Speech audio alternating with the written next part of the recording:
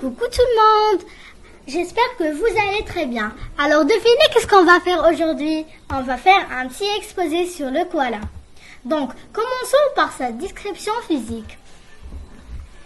Le koala est une espèce de marsupial et mesure entre 61 et 85 cm et pèse entre 4 et 14 kg. Sa corpulence dépend de la région dans laquelle il vit. Dans les zones froides, les koalas sont plus gros, tandis que dans les endroits où il y a peu de pluie, ils sont plus petits.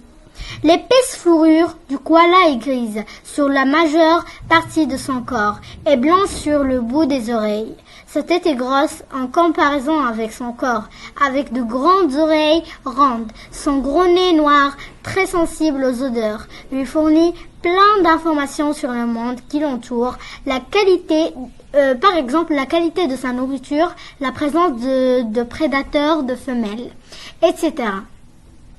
Le koala ne possède pas de queue, mais sa morphologie lui permet de garder un bon équilibre quand il est sur les branches. Ses 4 membres sont courts et terminés par 5 doigts munis de griffes pointues, lui permet de s'agripper facilement aux arbres.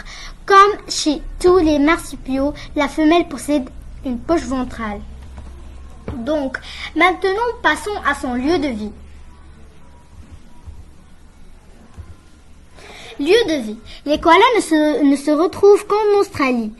Sur les côtes est et sud, ils aiment les forêts humides et passent le plus clair de leur temps dans les arbres. Cependant, lorsque les arbres sont éloignés les uns des autres, ils peuvent se déplacer sur le sol. Et maintenant, passons à son alimentation ou bien sa nourriture.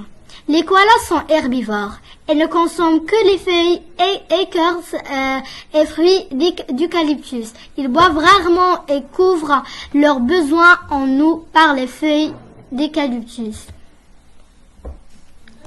Dans sa reproduction, les koalas sont sexuellement matures vers l'âge de 3 ans. La saison de reproduction s'étend d'octobre à avril. Le mâle dominant s'accouple avec plusieurs femelles. La gestation ne dure qu'1 mois et le petit qui naît n'est guère plus gros qu'un pois. Il est cependant muni de griffes dont il se servira pour grimper dans la poche ventrale de sa mère, où il sera alité pendant 6 à 7 mois. Progressivement, le lait maternel sera remplacé par une sorte de bouillie constituée de feuilles d'eucalyptus, partiellement digéré au fur et à mesure que son corps se développe. Le petit sortira de la poche ventrale pour apprendre à se nourrir par lui-même, mais il ne sera totalement sévré qu'à l'âge d'1 an.